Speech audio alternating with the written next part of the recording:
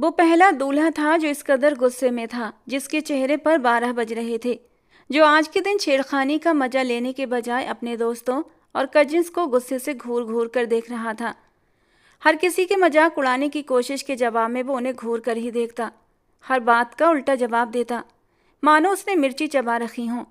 सब उसकी हालत देखकर हंस रहे थे। कुछ लोगों को उसके गुस्से की समझ नहीं आ रही थी, और जो लोग जानते थे उनके होठों पर एक तंज भरी मुस्कान थी, क्योंकि वे निकुंज आहूजा को बहुत अच्छी तरह जानते थे। वो एलिगेट नेचर और ऊंचे मिजाज वाला इंसान था, जिसे मामूली चीज़ें पसंद नहीं आती थीं, जो आम लोगों और आम चीज़ों की तरफ नज़र उठाकर भी नहीं देखता था। मगर अब उसकी ज़िंदगी का इतना बड़ा फैसला हो चुका था। उसकी ज़िंदगी में एक साधारण सी लड़की शामिल होने जा रही थी, जो अब उसके साथ शादी के मजबूत बंधन में भी बंध चुकी थी। आज वो न चाहते हुए भी उसे विदा कराकर हमेशा के लिए अपनी हवेली में लाने जा रहा था। उसके चेहरे के हाव भाव साफ बता रहे थे कि वो कितनी मुश्किल और तकलीफ से इस दौर से गुजर रहा था। वो गंवार 10वीं फेल लड़की भला वो निकुंज आहूजा की दुल्हन बनने के लायक कैसे हो सकती थी? उसने तो बहुत ऊंचे ऊंचे सपने देखे थे। एक ऐसी लड़की का ख्याल किया था जो उससे ज़्यादा न सही लेकिन उसके बराबर जरूर हो, जो उसके कदम से कदम मिलाकर चल सके, सोसाइटी में उठने बैठने के काबिल हो, यहाँ तक कि उसके बिजनेस में भी उसका हाथ बटाए, उसके साथ कदम से कदम मिलाए। अब वो मन ही मन कुढ़ता जा रहा था। दादाजी ने तो मुझे फंसा ही दिया। इस बेमेल शादी को मैं कैसे निभाऊंगा? मेरे लिए लड़कियों की कोई कमी नहीं थी, जो मैं इस गवार जाहिल लड़की के साथ पूरी जिंदगी गुजारूंगा। ये शादी का माहौल, हंसी खुशी और दोस्तों की शरारतें, उसे सब कुछ जहर जैसा लग रहा था। उसका जी चाह रहा था कि सब कुछ आग के हवाले कर दे, ख़त्म कर दे ये सब कुछ जिसने उसकी खुशियों को निगल लिया था। अभी कुछ दिन पहले तक वो बहुत खुश था, जैसे बादलों में उड़ रहा हो, और जब से उसकी ज़िंदगी में मीरा आई थी तब से उसे ज़िंदगी और भी खूबसूरत लगने लगी थी। मीरा उसकी क्लास फेलो थी, बेहद खूबसूरत और स्टाइलिश लड़की। यूँ तो निकुंज की ज़िंदगी में बहुत सी लड़कियां आईं और गईं, लेकिन मीरा की बात ही अलग थी। तभी तो वो उसके लिए संजीदा हो गया था। उसने ठान लिया था कि वो हर हाल में मीरा से ही शादी करेगा। अपने घर वालों को मनाने के लिए वो कुछ भी कर लेगा, लेकिन मीरा को नहीं छोड़ेगा। मीरा के भी उसके लिए यही जज्बात थे। उसने सोचा कि आज ही घर जाकर अपने मम्मी पापा से इस बारे में बात करेगा, लेकिन जब निकुंज घर पहुंचा तो वहाँ कोई और ही किस्सा चल रहा था। जैसे ही उसके पापा ने उसे देखा, उन्होंने उसे गले से लगा लिया। आ गया मेरा बेटा। पापा जब भी बहुत ज़्यादा खुश होते तो ऐसे ही निकुंज को गले से लगा लेते थे। निकुंज भी उनके प्यार से फूला न समाता, मगर अभी वो ठीक से बैठ भी नहीं पाया था कि उसके पैरों तले से ज़मीन खिसक गई थी। जब उसे पता चला कि गांव में रहने वाले उसके पापा के दोस्त मनोहर अंकल की बेटी के साथ उसकी शादी की बातें हो रही हैं, कुछ देर तो वो कुछ बोल ही नहीं पाया था। मनोहर अंकल की फैमिली को वो अच्छे से जानता था। वो हमेशा से ही गांव से जुड़े हुए थे, गांव के रीति रिवाज को मानते थे, और अब तक आज से 50 साल पहले की जिंदगी ही जी रहे थे, और यही हाल उनके बच्चों का था। वो मनोहर अंकल की बेटी बेला को भी अच्छे से जानता था। कभी कभी शहर आना जाना होता था उन लोगों का, तो वो निकुंज आहूजा के घर आकर ही ठहरते थे। वही सीधा साधा बेवकूफ़ी भरा अंदाज, वही गांव का सहूलिया, हर वक्त लजाई शर्माई दुपट्टे से उंगलियों को लपेटती वो लड़की निकुंज को बहुत अजीब लगती थी, लेकिन वो सर झटक कर उसे नज़रअंदाज कर देता। वो लड़की उसके लिए इतनी ख़ास नहीं थी कि वो उस पर ध्यान देकर अपना टाइम बर्बाद करता, और अब उसकी शादी उसी लड़की से नामुमकिन था। ये सब कुछ उसे तो एक सदमा सा लग चुका था, और जब सदमे से थोड़ा उभर कर आया तो वो गुस्से के मारे आग बबूला हो गया। ये आप लोग क्या कह रहे हैं? मैं किसी गवार अनपढ़ लड़की से शादी नहीं कर सकता। अगर ऐसा ही करना था तो मुझे इतना पढ़ाने लिखाने की क्या ज़रूरत थी?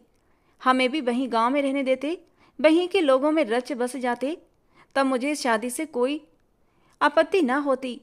हम लोगों को शहर इसलिए लाए थे ताकि हमें आधुनिक ज़माने के अनुसार शिक्षा दिलवा सकें, हमें काबिल बना सकें। और अब जबकि मैं कुछ बन गया हूँ, मैंने अपना करियर बना लिया है, सोसाइटी में एक अलग ही पहचान है, तो अब शादी के लिए उस लड़की को मेरी पत्नी बनाकर ला रहे हैं जिसे दुनियादारी की कोई खबर तक नहीं। निकुंज बुरी तरह झुंझलाया हुआ था। सचिन जी जानते थे कि जब निकुंज किसी बात पर अड़ जाए तो वो अपनी जिद से पीछे नहीं हटता, मगर वो भी उसके बाप थे। उन्हें भी अच्छे से पता था कि निकुंज से कोई भी बात कैसे मनवानी है। अगर तुमने इस रिश्ते से इनकार किया मेरे बचपन के दोस्त की बेटी को ठुकराया तो याद रखना निकुंज, मैं तुम्हें जायदाद से बेदखल कर दूंगा। निकुंज ने तड़पकर विरोध किया। पापा, मैं मीरा से मोहब्बत करता हूँ और वो भी मुझे बहुत पसंद करती है। हम दोनों एक दूसरे से शादी करना चाहते हैं। अगर तुम्हें मीरा से शादी करनी है तो इस दौलत और जायदाद को भूल जाओ और ये भी भूल जाना कि हमारा तुमसे कोई रिश्ता है। सचिन जी गुस्से से कहते हुए उसे आखिरी बार मनाने की कोशिश कर रहे थे, लेकिन निकुंज के दादाजी, जो गहरी सोच में डूबे बैठे हुए थे, कुछ सोचते हुए बोले, अगर वो लड़की तुमसे सच्चा प्यार करती है तो उसे तुम्हारी दौलत से कोई मतलब नहीं होना चाहिए। अगर वो लड़की तुम्हारी दौलत के बिना तुमसे शादी के लिए राजी है तो फिर मैं तुम्हारे साथ हूँ। निकुंज भी यही सोचता था कि मीरा उससे सच्ची मोहब्बत करती है, उसकी दौलत के बिना भी उसे शादी करने के लिए राजी हो जाएगी। इसलिए उसने बड़े ही घमंड के साथ कह दिया, ठीक है, मुझे आपकी जायदाद की कोई परवाह नहीं। और उस जायदाद का मैंने करना भी क्या, जब मेरी पूरी जिंदगी ही घुट घुट कर गुजर जाए। कम से कम मीरा के साथ रहूँगा तो बिना जायदाद के भी खुश रहूँगा, क्योंकि मैं उससे प्यार करता हूँ। ये कहकर वो गुस्से से पैर पटकता हुआ घर से बाहर निकलता चला गया, जबकि सचिन जी उसे अफसोस से देखते रह गए।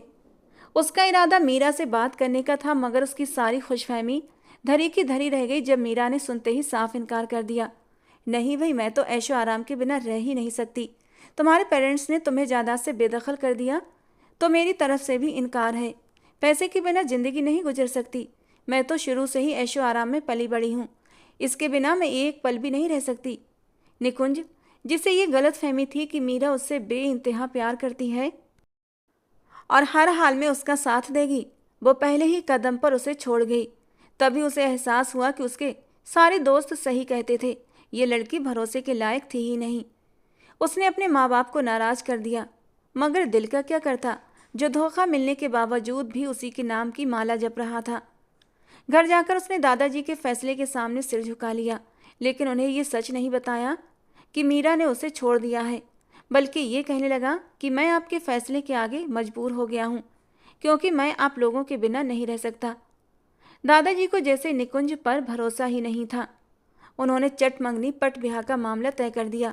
2 महीने के अंदर ही अंदर निकुंज की शादी बेला से तय कर दी गई और आज निकुंज दूल्हा बनकर उसे लेने जा रहा था। दिल ही दिल में वो बुरी तरह झुंझलाया हुआ था। उसे खुद पर भी गुस्सा आ रहा था और उस गवार लड़की बेला पर भी।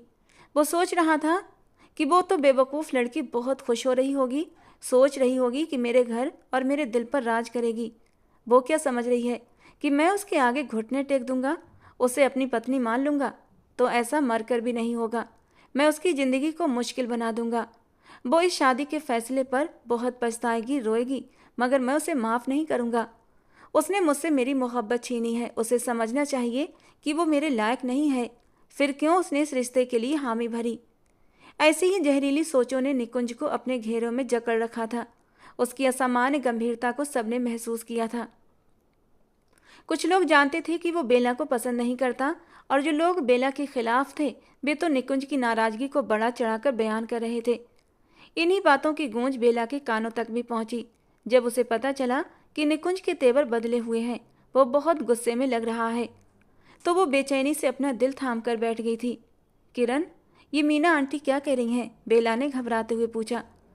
क्या निकुंज बहुत गुस्से में है? मैंने सुना है वो इस शादी के लिए तैयार नहीं है, लेकिन मुझे अंदाजा नहीं था कि वो इतने गुस्से में होंगे कि अपनी ही शादी के दिन सबके सामने अपनी नाराजगी जाहिर कर देंगे। बेला तो एकदम रो देने को थी। किरण उसे तसल्ली देने लगी। अरे मीना आंटी को तो तुम जानती हो ना, वो बात को बड़ा चढ़ाकर कहती हैं। निकुंज भाई बहुत खुश हैं, बस उन्हें किसी छोटी सी बात पर गुस्सा आ गया था तो उन्होंने जाहिर कर दिया। उन्हें तो तुमसे कोई भी समस्या नहीं है। वो तो खुद को खुशकिस्मत मान रहे हैं कि उन्हें इतनी प्यारी और अच्छी बीवी मिल रही है। वो भला तुमसे क्यों नाराज होंगे? किरण उसे तसल्ली तो दे रही थी, मगर उसके दिल में भी कहीं ना कहीं निकुंज के बर्ताव को लेकर चिंता थी। मीना जी, जो कि बेला की माँ की दूर पार की रिश्तेदार थी, लेकिन निकुंज की फैमिली को भी वो अच्छे से जानती थी, जो दरवाजे के बाहर खड़ी थीं और दोनों की बातें भी सुन रही थीं, तुरंत अंदर आईं और बोलीं, मैं कोई दूध पीती बच्ची नहीं हूँ जो किसी के रवैये और इरादे को समझ न सकूं। निकुंज के हाव भाव से सबको साफ दिख रहा है कि वो इस शादी से खुश नहीं है, और सब जानते हैं कि उसने कितना विरोध किया था इस शादी के लिए, ये कहकर कि वो बेला से शादी नहीं कर सकता। बेला उसके काबिल नहीं, पढ़ी लिखी नहीं है, आहूजा साहब ने जबरदस्ती ये रिश्ता तय कर दिया। अब पता नहीं निकुंज इसे अपनाएगा भी या नहीं। इतना कहकर मीना जी वहां से चल दी और बेला के दिल में अजीब सी बेचैनी भर गई। किरण और बाकी रिश्तेदार लड़कियों से दिलासा देती रहीं, मगर उसकी सोच कहीं और ही अटक गई थी। अगर निकुंज ने मुझे अपनाने से इनकार कर दिया तो, अगर उन्होंने मुझसे बेरुखी से पेश आया तो, तब मैं क्या करूंगी? बेला के मन में अजीब अजीब से विचार घर कर रहे थे। इधर शादी हॉल में शादी की रस्में चल रही थी, मगर निकुंज किसी भी हंसी मजाक में शामिल नहीं हो रहा था। जब बेला को उसके पास लाकर बिठाया गया तो वो झटके से एक ओर हट गया। बेला को अपनी बेइज्जती का एहसास हुआ और आसपास खड़ी लड़कियां दबी दबी सी हंसी हंसने लगीं। वे उसकी हालत पर मजा ले रही थीं। ये वही लड़कियां थीं जिन्होंने निकुंज को पाने के सपने देखे थे, मगर जब उनकी जगह निकुंज से बेला की शादी हो गई तो ये उनके लिए हार जैसा था। अब जब उन्होंने निकुंज का रवैया देख लिया तो वो संतुष्ट हो गई थी कि ये शादी ज़्यादा दिन नहीं चलेगी। निकुंज उसे जल्दी ही अपनी शादी से निकाल देगा। हर कोई इस रिश्ते के जल्द ख़त्म होने की भविष्यवाणी करने लगा। बेला अपने दिल में अनगिनत डर और आशंकाएं लेकर ससुराल आई थी। क्या निकुंज मुझे अपनाएंगे? क्या वो मुझसे नफरत करेंगे? यही सब सोचते सोचते उसका दिल बैठा जा रहा था। शादी से पहले बेला हमेशा सोचा करती थी कि उसकी शादी होगी तो उसकी ज़िंदगी एकदम बदल जाएगी। उसका पति उसे प्यार करेगा, उसकी कदर करेगा। उसने बचपन से यही सपना देखा था, मगर आज जब उसने निकुंज की आंखों में अपने लिए नफरत देखी तो उसे एहसास हुआ था कि उसकी ज़िंदगी में शायद कोई खुशी ना आए। उसकी ज़िंदगी भी उसकी माँ की तरह ही गुजर जाएगी। रात के अंधेरे में जब सब मेहमान चले गए तो बेला की ननद उसे छेड़ते हुए निकुंज के कमरे में ले आई। वो भी उनके हंसी मजाक में थोड़ा बहल गई थी।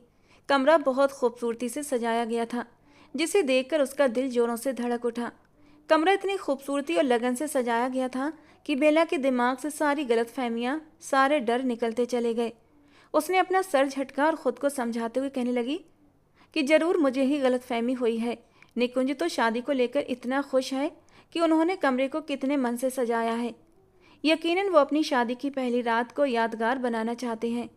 ये सोचते ही उसके चेहरे पर शर्म की लाली आई थी। दिल की धड़कनें तेज हो गई थीं, जिसे उसने बहुत ही मुश्किल से संभाला था। और फिर सब कुछ भूल भाल कर वो भी आने वाले रोमांटिक लम्हों के बारे में सोचने लगी थी। और तभी निकुंज कमरे में आया। कदमों की आहट पर बेला सिमट कर बैठ गई थी, लेकिन निकुंज बहुत ही गुस्से में था। उसने जोर से दरवाज़ा बंद कर दिया, जिससे बेला डर कर सिहर गई। मासूम सी बेला अपने मन में सोचने लगी, वो न जाने क्यों इतना गुस्से में है। बिना उसकी तरफ देखे वो सीधा वॉशरूम चला गया। कुछ देर बाद जब वापस आया तो वो कपड़े बदल चुका था। जब वो बेला की तरफ बढ़ा तो उसका दिल जोर जोर से धड़कने लगा। अब वो मुझसे क्या कहेंगे? नफरत से पेश आएंगे या प्यार से? मगर उसके सारे सपने तब टूट गए जब निकुंज ने पास पड़ा एक तकिया उठाया और सोफे पर जाकर लेट गया, जबकि बेला तो अपनी जगह दम साधे बैठी रह गई थी। सुहागरात ऐसी तो नहीं होती ना। दूल्हा दुल्हन के सामने बैठता है, उसे मुंह दिखाई का तोहफा देता है और फिर उसका घूंघट पलटता है, उससे प्यार भरी बातें करता है और फिर अपनी ज़िंदगी की नई शुरुआत करते हैं।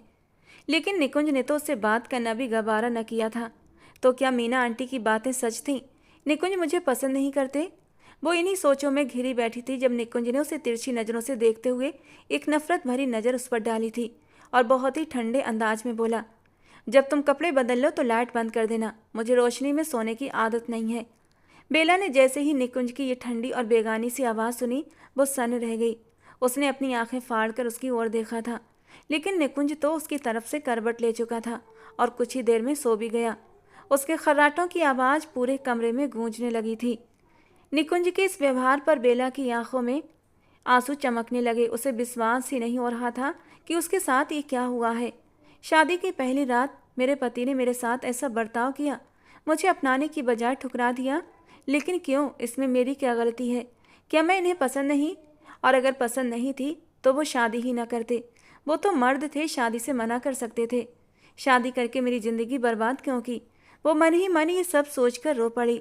उसने आंसू भरी निगाहों से अपने सफ़ेद दूधिया हाथों को देखा, जिस पर मेहंदी का कलर बहुत खिल रहा था। वो बहुत खूबसूरत थी।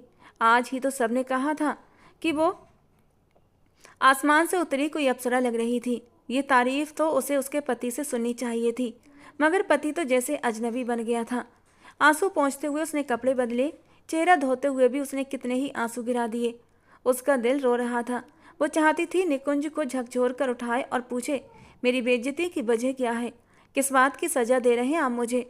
मगर वो सिर्फ सोच सकी, कुछ कह न सकी। निकुंज से कुछ कहने की वो हिम्मत ही नहीं कर पाई थी। अगली सुबह जब वो उठी तो निकुंज पहले ही जाग चुका था। वो नहा धोकर ड्रेसिंग टेबल के सामने खड़ा बालों में ब्रश कर रहा था। बेला ने खुद पर नजर डाली। सोते हुए उसका दुपट्टा एक तरफ गिर गया था। उसने जल्दी से उसे उठाकर खुद पर लपेट लिया। निकुंज ने उसे एक ऊब भरी नज़र से देखा और सख्त आवाज़ में कहा, बाहर किसी से भी कोई बकवास करने की ज़रूरत नहीं है। अगर कोई भी कुछ पूछे तो यही कहना कि हमारे बीच सब कुछ ठीक है। अगर मेरे माँ बाप के सामने किसी भी तरह की शिकायत की तो मुझसे बुरा कोई नहीं होगा। उसी वक्त तुम्हें हाथ से पकड़कर तुम्हारे बाप के घर छोड़ाऊंगा और इसमें मेरा नहीं तुम्हारा ही नुकसान होगा। तुम्हारी अपनी बदनामी होगी। हर कोई वजह पूछेगा कि आखिर मैंने एक रात की दुल्हन को क्यों छोड़ दिया। उसने आखिर ऐसा क्या किया था? निकुंज के ये शब्द थे या पिघला हुआ शीशा जो बेला को उसके कानों के रास्ते सीधे दिल में उतरता महसूस हो रहा था। वो डर से कांप गई। ये सोचना भी भयावह था कि अगर निकुंज ने अपनी कही बात को सच कर दिया तो। वो घबराकर अपनी जगह से उठकर खड़ी हुई। मैं किसी से कुछ नहीं कहूँगी, किसी को कुछ भी नहीं बताऊंगी। आप मेरे साथ ऐसा मत कीजिए। मेरे माँ बाप तो जीते जी मर जाएंगे। ठीक है, जैसा मैं कह रहा हूँ तो वैसा ही करो। निकुंज ने बेमन से उसे देखा और कमरे से बाहर चला गया, जबकि बेला हैरान थी कि उसकी खूबसूरती का भी निकुंज पर कोई असर न हुआ। शादी के बाद की दावतें भी अच्छे से हो गईं। बेला जबरन मुस्कुराकर सबको अपने खुश होने का यकीन दिला रही थी, लेकिन उसके आंसू उसके दिल पर गिर रहे थे। वो अंदर से बुरी तरह टूट चुकी थी। वो तो ये सोच भी नहीं सकती थी कि निकुंज जैसा इंसान अंदर से इतना पत्थर दिल होगा। वो तो इस पत्थर से सिर टकराते टकराते मर जाएगी। रिश्तेदार औरतें उससे तरह तरह के सवाल पूछ रही थीं, लेकिन बेला ने किसी को भी सच न बताया, यहाँ तक कि अपनी माँ को भी नहीं। हालांकि उसकी माँ उसकी आंखों में छिपी उदासी को भांप चुकी थी। क्या हुआ बेला? क्या बात है? तुम इतनी उदास क्यों हो?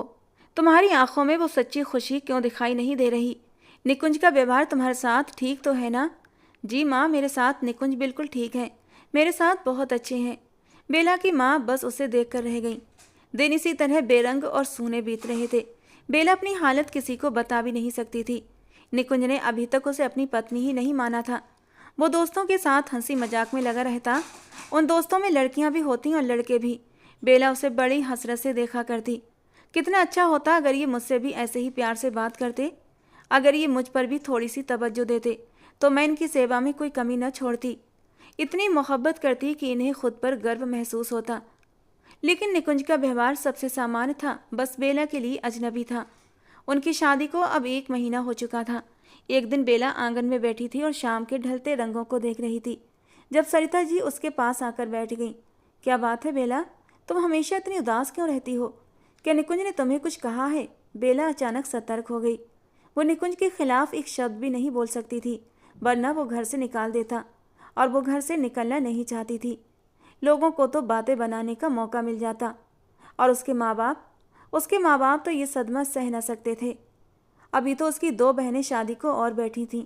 इतनी जल्दी वो अपना घर तोड़ नहीं सकती थी, इसलिए बड़े ही संभल कर बोली थी, अरे नहीं, निकुंज तो बहुत अच्छे हैं, मेरा बहुत ख्याल रखते हैं।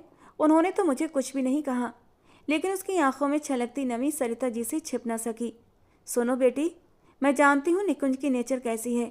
मुझे अंदाज़ा लगाना मुश्किल नहीं है कि वो तुम्हारे साथ कैसा व्यवहार कर रहा है। सारी बात सच्ची बताओ, क्या सब ठीक है? उन्होंने बहुत ही नरमी से पूछा।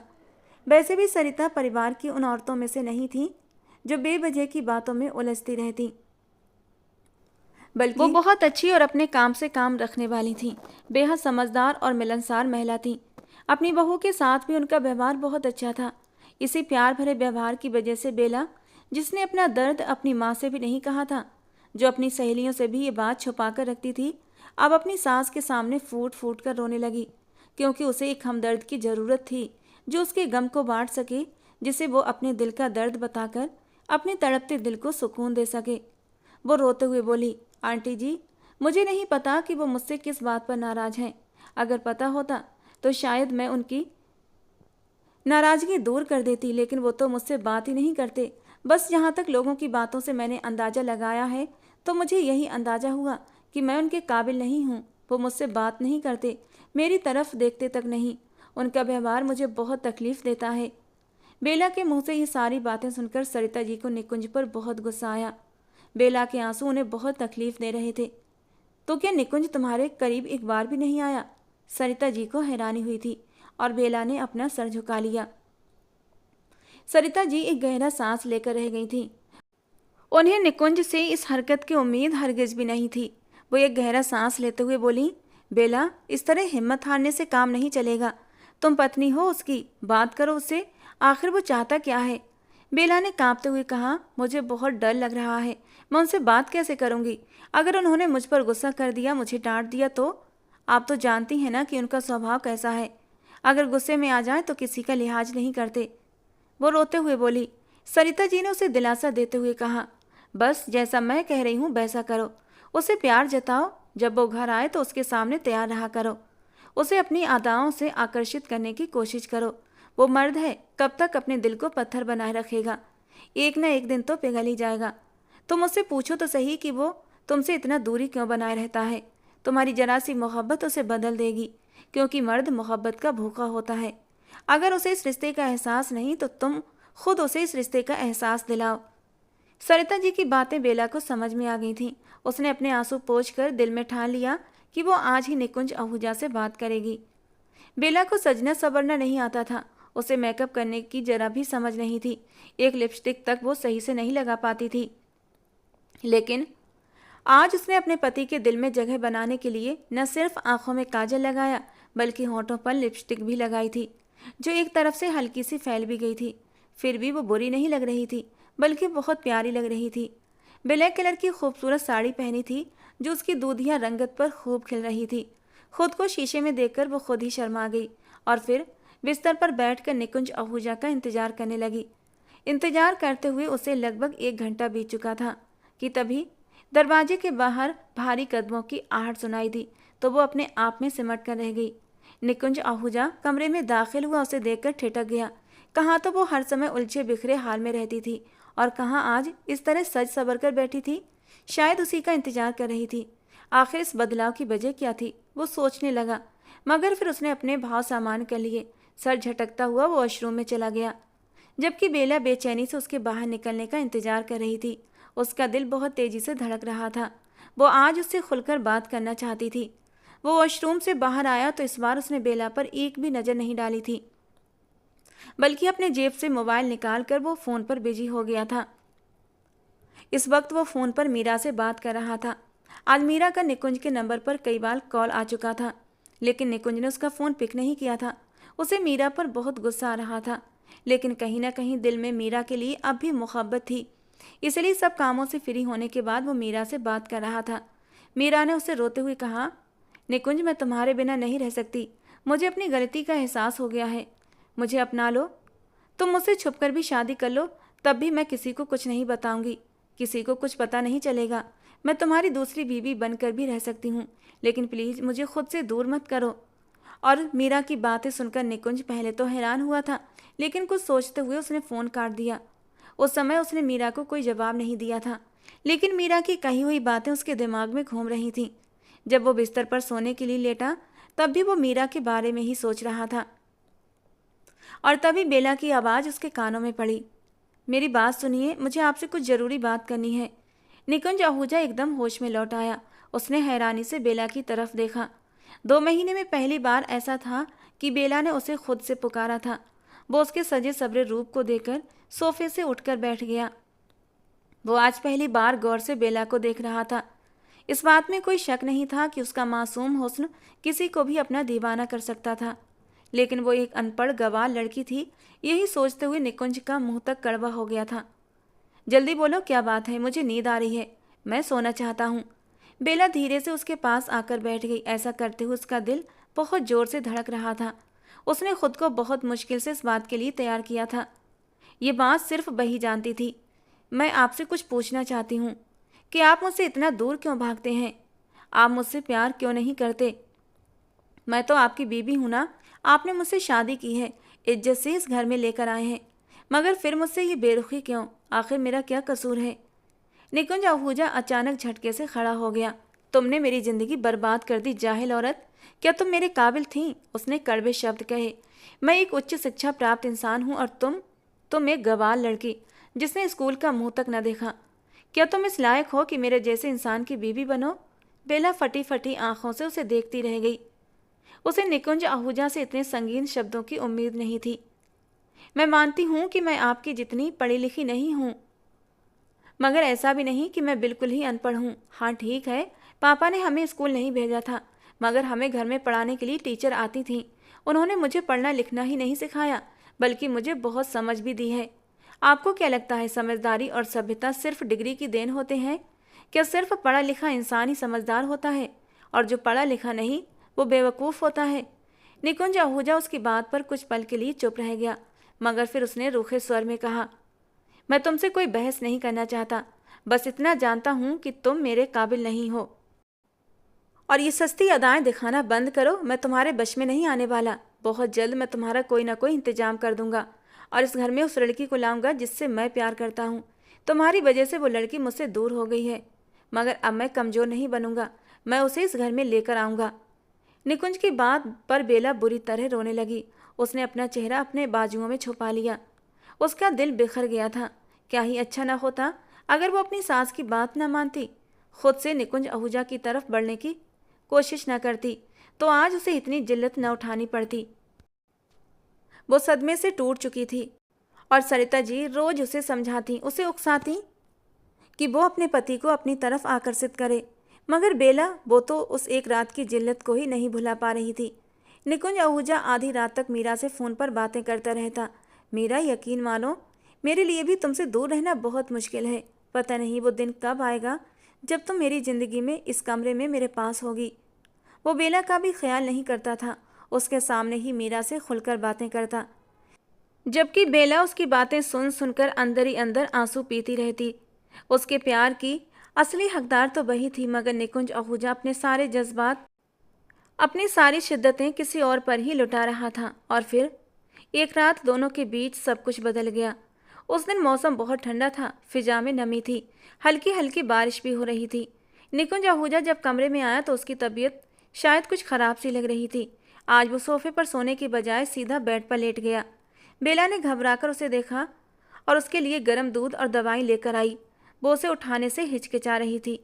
सोचने लगी कि वो बेड पर सो गया है तो वो सोफे पर जाकर सो जाएगी, जब अचानक निकुंज ने उसे हाथ से पकड़कर अपनी ओर खींचा। एक पल के लिए तो बेला कुछ समझ ही नहीं पाई। उसकी मजबूत बाहों में वो बुरी तरह कसमस आई थी, लेकिन निकुंज उसे अपने होठों से छूने लगा था। और जब उसे एहसास हुआ कि वो निकुंज के कितने करीब है और निकुंज के इरादे क्या हैं, तो उसका दिल तेजी से धड़क उठा था। और फिर निकुंज उस पर हावी होता चला गया। वो उस पर अपनी सारी भावनाएं उड़ेलने लगा, लेकिन ये सब बेला को सुकून देने की बजाय उसे अंदर से बहुत ज़्यादा तकलीफ पहुंचा रहा था, क्योंकि वो जानती थी ये सब निकुंज किसी प्रेम के वश में होकर नहीं कर रहा, बल्कि अपने भक्ति जज्बात में बहकर ऐसा कर रहा था। पहले बेला ने उसकी बाहों से निकलने की कोशिश की, लेकिन जब वो कामयाब न हुई तो उसने खुद को ढीला उसकी बाहों में छोड़ दिया। जो भी था, निकुंज उसका पति था। अगली सुबह बहुत उजली थी, सब कुछ सामान्य था, फिर भी बेला को सब कुछ बदला बदला सा लग रहा था।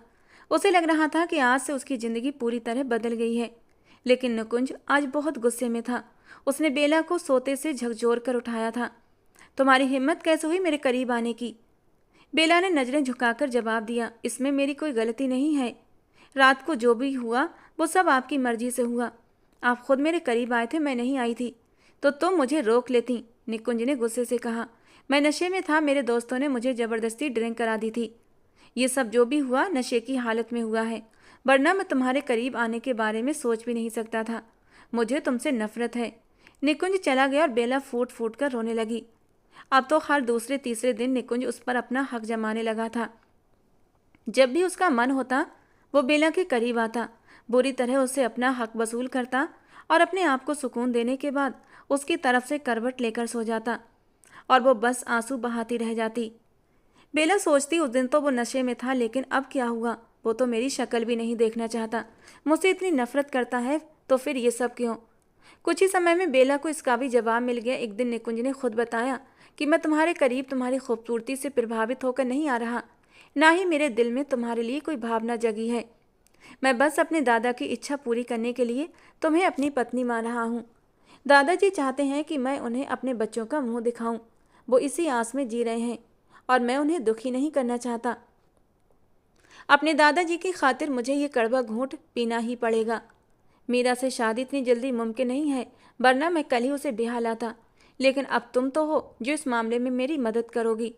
अगर तुम्हें इस घर में रहना है तो वही करना होगा जो मैं कहूँगा। बेला को कुछ भी समझ नहीं आ रहा था। आप कहना क्या चाहते हैं? मुझे कुछ भी समझ नहीं आ रहा। तुम्हारे लिए ज़्यादा समझना जरूरी भी नहीं है। बस रातों को मुझे सुकून दो और जल्दी ही इस खानदान को बारिश। इससे ज़्यादा तुम्हारी मेरी नज़र में कोई अहमियत नहीं। उसने बेला को बहुत ही गिरी हुई नज़रों से देखा था और बेला उसके इस बेइज्जती वाले अंदाज पर तड़प उठी थी। जल्दी ही बेला की तबीयत खराब रहने लगी थी। वो कुछ भी खाती तो उल्टी कर देती, हर समय जी मिचलाता। सरिता जी ने ये देखा तो उसे डॉक्टर के पास ले गई। डॉक्टर ने उनकी शंका को सही साबित कर दिया और ये सुनकर सरिता जी खुशी से फूली न समाई कि वो दादी बनने वाली हैं। बेला भी ये खबर सुनकर खुश हुई थी। घर पहुंचने पर सरिता जी उसकी बलाएं ले रही थी। अब देखना निकुंज का रवैया तुम्हारे साथ कितना बदल जाएगा। वो तुमसे बहुत प्यार करेगा। एक अच्छी और संस्कारी पत्नी मिली है उसे, जो उसे संतान का सुख देने वाली है। बच्चे आदमी को बदल देते हैं, उसे माँ की तरफ झुकने पर मजबूर कर देते हैं। निकुंज भी तुमसे ज़्यादा दिनों तक दूर नहीं रह सकता। लेकिन बेला उदास थी। वो सोच रही थी, निकुंज ने तो कभी मुझे पसंद ही नहीं किया। वो मुझे अपने लायक ही नहीं समझता। वो तो मीरा से प्यार करता है, उसे अपनाने के सपने देखता है। जब ये खबर निकुंज को पता चली तो वो भी शांत हो गया था और फिर से बेला से वैसा ही बेरुखी भरा व्यवहार करने लगा, जैसे उनके बीच कोई रिश्ता ही ना हो। अब तो वो मीरा से फ़ोन पर पहले से भी ज़्यादा बातें करने लगा। रात को अक्सर देर से घर लौटता। बेला जानती थी वो ज़रूर मीरा के पास होगा, लेकिन वो इस बात को चुपचाप सहने और अपने आंसू पीने पर मजबूर थी, क्योंकि कोई भी उसकी बात पर यकीन न करता। सब यही समझते कि निकुंज तो मीरा को छोड़ चुका है और अब दोनों के बीच कोई रिश्ता नहीं है। उस दिन जब निकुंज घर आया तो बहुत परेशान लग रहा था। बेला उसकी परेशानी भाप गई, लेकिन उसने इस बारे में निकुंज से कुछ नहीं पूछा। तो निकुंज ने खुद ही उसे अपने पास बुलाया। यहाँ आओ, मुझे तुमसे कुछ ज़रूरी बात करनी है। बेला धीरे धीरे चलती हुई उसके पास आई। उसके मन में सवाल उठ रहा था, न जाने ये मुझसे क्या बात करना चाहता है। यहाँ बैठो, तुम जानती हो कि मैं मीरा से प्यार करता हूँ। बेला का दिल चाहा अपना सर पीट ले। ये आदमी जितना मुझे मीरा के नाम से चिढ़ होती है, उतना ही बार बार उसी का नाम लेता है। लेकिन कुछ कहे बिना उसने सर हिला दिया। मैं उससे शादी करना चाहता हूँ। अब उसके बिना मैं और नहीं रह सकता। उसका एक रिश्ता आया है। लड़का अभी अभी अमेरिका से आया है और उसके माता पिता चाहते हैं कि मीरा की शादी उससे हो जाए। लेकिन मीरा मुझसे प्यार करती है। मैंने सोचा है कि मेरी और मीरा की शादी सिर्फ एक ही हालत में हो सकती है, अगर तुम मेरा साथ दो तो। अगर तुम सबके सामने ये कहो कि तुम खुद मेरी दूसरी शादी करवाना चाहती हो, तुम्हें इस बात पर कोई ऐतराज़ नहीं, तो कोई भी इस फैसले पर सवाल नहीं उठाएगा। बेला ने एक झटके से उसे देखा था और फिर खड़ी हो गई। आप ये कैसी बातें कर रहे हैं? होश में तो हैं आप? शादी के बाद पहली बार बेला ने निकुंज से इस तरह की गुस्से में बात की थी। ये सुनकर निकुंज को भी गुस्सा आ गया। अपनी औकात में रहो बेला, ऊंची आवाज़ में मुझसे बात मत करो। जानती हो मैं तुम्हारा पति हूँ। वो तो मेरी भलाई समझो कि मैं तुमसे इजाज़त ले रहा हूँ, वरना मैं तुमसे पूरे ख़ानदान वालों से छुपा कर भी दूसरी शादी कर सकता हूँ। निकुंज बहुत ज़्यादा गुस्से में आ गया था और बेला बिल्कुल सहम गई। अब मुझसे इस बारे में कोई बात मत करें। अगर आपको शादी करनी है तो शौक़ से करें, मगर मैं आपकी कोई मदद नहीं कर सकती, बेला ने तल्खी से कहा। निकुंज आहूजा को यकीन नहीं हो रहा था, क्या ये वही बेला है जो पहले एक दब्बू लड़की थी, जो कभी नजरें उठाकर बात तक नहीं कर सकती थी। अब कैसे वो उसकी आंखों में आंखें डालकर बोल रही थी। ये सब निकुंज का अपना ही तो किया धरा था। अगर उसने बेला को उसकी नज़रों में इज्जत दी होती तो आज उसे ये सब कुछ देखने को न मिलता।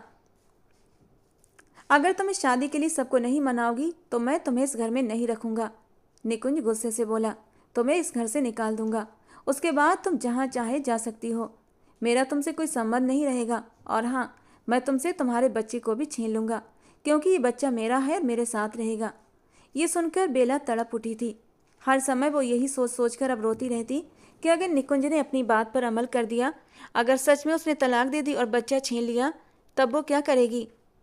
निकुंज हर रोज उसे इस बात की याद दिलाता रहता कि अगर मेरी बात मानोगी तो फायदे में रहोगी, वरना मैं तुम्हें इस घर से भी निकाल दूंगा। क्या तुम अपने बच्चे के बिना रह पाओगी? जब लोग तुमसे पूछेंगे कि मैंने तुम्हें तलाक क्यों दी, तब तुम क्या जवाब दोगी? कैसे सबको यकीन दिलाओगी कि गलती तुम्हारी नहीं थी? और बेला चुप हो जाती। जैसे जैसे दिन बीत रहे थे उसकी तबीयत बिगड़ने लगी। हर समय वो यही सोचती रहती कि मैं अब क्या करूं, कैसे निकुंज के दिल से उस लड़की की मोहब्बत निकालूं, उसे कैसे समझाऊं कि मैं उसके बिना नहीं रह सकती, मैं उससे बहुत प्यार करती हूँ। लेकिन निकुंज जैसा जिद्दी इंसान उस हीरे की कदर ही नहीं कर पा रहा था जो किस्मत ने उसके नसीब में लिख दिया था। उसने जब निकुंज घर आया तो उसका चेहरा जर्द पड़ा हुआ था। चलते चलते उसके कदम भी लड़खड़ा रहे थे।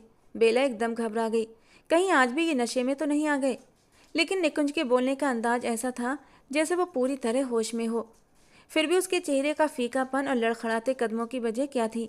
बेला पूछना चाहती थी मगर डर की वजह से चुप रही। निकुंज चुपचाप बिस्तर पर आकर लेट गया। उसने बेला से कोई भी बात नहीं की, बस छत की ओर चुपचाप घूरता रहा। बेला ने भी कुछ पूछने की हिम्मत नहीं की थी। अगले दिन जब बेला की आंख खुली तो निकुंज कमरे से जा चुका था। वो गहरी सांस लेकर रह गई। ये इंसान इतना रहस्यमय क्यों है? अपनी भावनाएं इतनी छुपा कर क्यों रखता है? मैं चाह कर भी इसकी जिंदगी तक पहुंच नहीं पा रही हूँ। फिर वो आईने के सामने खड़ी हो गई और खुद को देखने लगी। आखिर उस लड़की में ऐसा क्या है जिसने निकुंज पर जादू कर दिया है? क्या वो मुझसे ज़्यादा खूबसूरत है? क्या वो मुझसे ज़्यादा निकुंज के साथ वफादार है? लेकिन ये कैसी वफादारी है जो उसे अपने माता पिता से बगावत करने पर मजबूर कर रही है? ये गैर मर्द के साथ रिश्ता बनाना, क्या ये प्यार है? नहीं, सच्ची मोहब्बत ये सब नहीं सिखाती। बेला इन्हीं ख्यालों में उलझी रहती। लेकिन फिर निकुंज का रवैया धीरे धीरे बेला के साथ बदलने लगा था।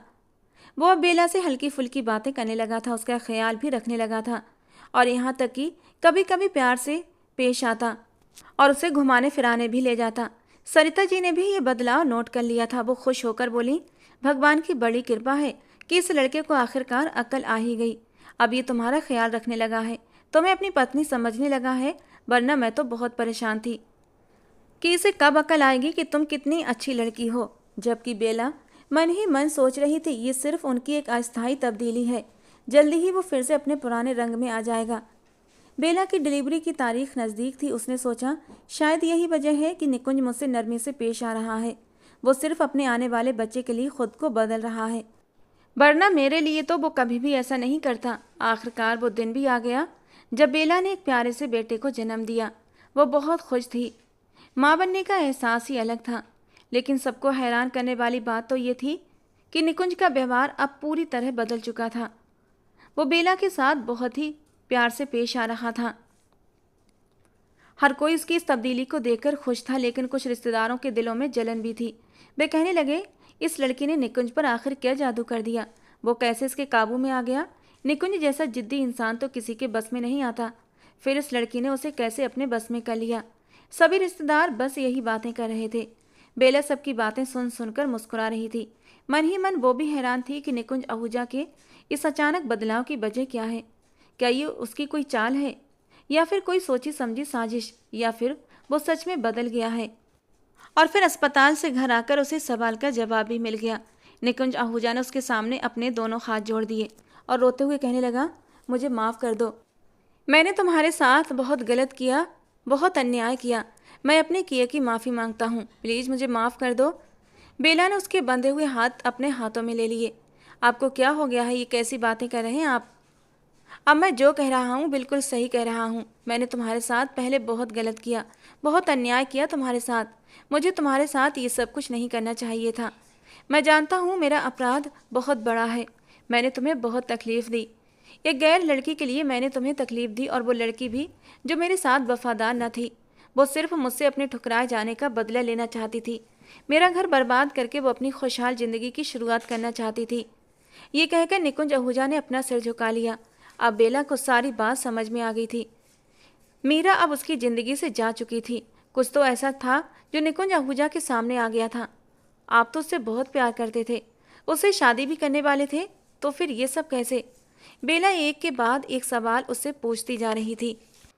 मैं भी यही समझता था कि वो मुझसे बहुत प्यार करती है। वो बार बार मुझसे कहती थी कि अपनी पत्नी को तलाक दो, उसे घर से निकालो। मेरे माता पिता मेरा रिश्ता तय कर रहे हैं और मैं चाहती हूँ कि मैं तुम्हारी पत्नी बनकर तुम्हारे घर आऊँ। तुम्हारे अलावा मैं अपने आसपास किसी और का साया भी बर्दाश्त नहीं कर सकती। इन बातों की वजह से ही मैंने तुम्हें तकलीफ दी, तुम्हें तलाक देने के बारे में सोचा। फिर आपको कैसे पता चला कि वो आपके साथ वफादार नहीं? बेला ने कड़वाहट से पूछा। उस दिन मैं अपने दोस्त के साथ एक रेस्टोरेंट गया था जहां मैंने मीरा को देखा। मैं उसे पिछले 2 दिन से कॉल कर रहा था, लेकिन वो मेरा कॉल नहीं उठा रही थी। अब जब उसे वहां देखा तो उससे बात करने के लिए जैसे ही उसकी टेबल के पास पहुंचा, उसकी बात सुनकर मैं ठिठक गया। उसकी पीठ मेरी तरफ थी और वो जोर जोर से हंसते हुए अपनी दोस्त को बता रही थी कि उसने मुझे कैसे बेवकूफ़ बनाया, कैसे मुझसे अपने ठुकराए जाने का बदला लिया। उसकी बहुत ही अच्छी जगह से रिश्ता आया है और जल्दी ही उससे शादी करके वो अमेरिका जाने वाली थी, मगर मुझसे बार बार कहती रही कि मैं तुम्हें तलाक दे दूं, तुम्हें घर से निकाल दूं। वो मेरा घर उजड़वाना चाहती थी और इस तरह अपनी बेइज्जती का बदला लेना चाहती थी। सच तो ये है कि मैंने उसे ठुकराया नहीं, बल्कि मैंने तो उससे कहा था कि वो मुझसे शादी कर ले। मैं उसके लिए दौलत जायदाद सब कुछ छोड़ने के लिए तैयार था, लेकिन उसी ने मुझे इनकार कर दिया। कहने लगी कि मैं दौलत के बिना नहीं रह सकती। अब बताओ इसमें मेरी क्या गलती है? बेला उसकी बात पर सिर झुकाकर रह गई। अब वो भला इस पर क्या कहती, लेकिन उसके दिल में इस बात को लेकर खुशी का कोई भाव नहीं आया कि मीरा निकुंज की ज़िंदगी से निकल गई है। उसने अपने दिल को टटोला, लेकिन अब वहाँ निकुंज के लिए कोई भी मोहब्बत, कोई भी अपनापन नहीं था। उसने कड़वी मुस्कान के साथ निकुंज को देखा था। जब मुझे तुम्हारी ज़रूरत थी, जब तुम्हारे प्यार की ज़रूरत थी, तब तुम मेरे करीब नहीं आते थे। मुझे मोहब्बत से संभाला नहीं था। तुम्हारी बेरुखी ने, तुम्हारी नफ़रत ने मेरे दिल से तुम्हारी मोहब्बत ख़त्म कर दी है। अब तुम मेरे करीब आए हो मीरा के ठुकराए जाने के बाद, तो तुम्हें क्यों लगता है कि मैं तुम्हें दिल से अपना लूँगी, तुम्हारे टूटे दिल को समेट लूँगी? वो ये सारी बातें अपने दिल में सोच रही थी। धीरे धीरे निकुंज आहूजा अपनी ज़िंदगी में सामान्य होने लगा था। वो बेला से भी प्यार जताने लगा, उसका ख्याल रखने लगा, मगर बेला का दिल बुरी तरह टूट चुका था। वो जानती थी निकुंज आहूजा उससे कभी भी सच्चा प्यार नहीं कर सकता। ये सब तो वो केवल अपराध बोध और पछतावे के कारण कर रहा था। उसके दिल में आज भी कहीं ना कहीं मीरा की मोहब्बत बाकी थी। उसकी मोहब्बत की परछाई शायद कभी भी उसके दिल से नहीं निकल पाएगी। बेला खुश रहने की पूरी कोशिश करती, क्योंकि ये तो उसके हाथ में था कि उल्टे सीधे ख्यालों में पड़कर खुद को परेशान न करे।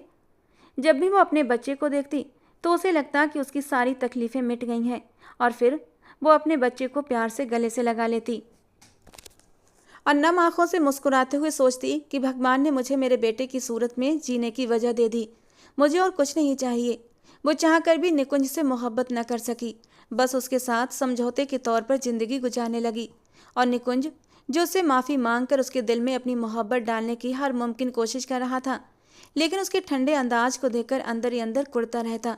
उसे बेला का ठंडा वजूद नहीं, बल्कि उसके गर्म जज्बात जो मोहब्बत से महकते हुए होते, वो चाहिए थे। लेकिन अफसोस, जब भी वो बेला के करीब आता उसे उसका ठंडा वजूद ही मिलता था, जिसमें कोई गर्म जोशी, कोई मोहब्बत, कोई जज्बात न होते। जब तक उसके दिल में मीरा थी तब तक उसने बेला को अहमियत न दी। मीरा के जाने के बाद उसके पास सिर्फ बेला का ही ऑप्शन बचा था, इसलिए वो बेला के पास लौट आया था। अगर मीरा की तरफ से उसे धोखा न मिलता तो कभी भी लौटकर बेला के पास न आता, तो वो बेला से सच्ची मोहब्बत की उम्मीद भी कैसे लगा सकता था। शायद अब उसकी पूरी ज़िंदगी यूं ही बेला की मोहब्बत के लिए तरसते हुए गुजर जाएगी। दोस्तों, आज की हमारी ये कहानी आपको कैसी लगी ज़रूर बताना। पसंद आई हो तो प्लीज़ लाइक करना। रोज़ एक नई कहानी सुनने के लिए हमारे चैनल को सब्सक्राइब करना।